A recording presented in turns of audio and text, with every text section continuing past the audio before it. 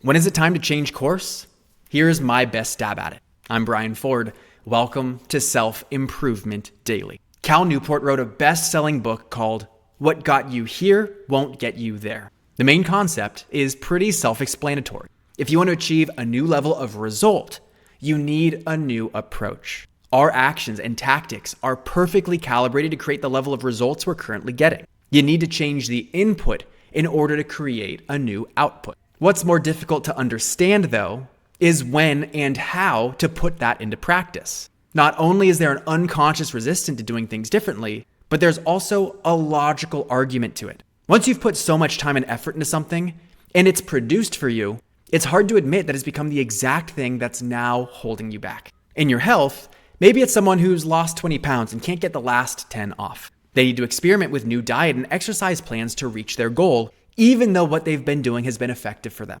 In business, maybe someone doubled revenue last quarter, but it didn't increase in the next. They need to explore new strategies that build on the growth they've experienced. The really tricky thing is, if someone wants to improve, the recommendation usually is to do more of what works and less of what doesn't. It's the 80-20 rule. 80% of the outcomes come from 20% of the activity. So double down on what's producing results, and that will continue to drive growth, right? Well, the question becomes, how do you know when results have plateaued and it's time to make a change? Or when is it time to stay the course? I don't think there's a straightforward answer to that, but here are a few influencing factors to consider. First, what's the current rate of change? If things are still improving, but only slowly and incrementally, especially when compared to how it used to be, that suggests that the opportunity is saturated.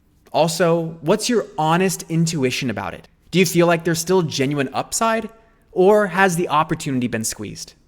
Don't underestimate your own impression on where things are at. And finally, how radically different is your vision for where you're headed compared to where you're at now?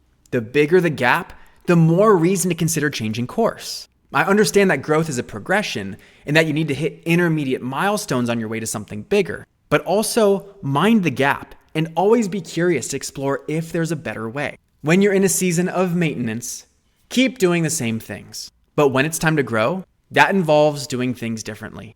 And that's what will get you there, where you've imagined in your mind. I'm Brian Ford, and you grew today. Let's do it again tomorrow on Self-Improvement Daily.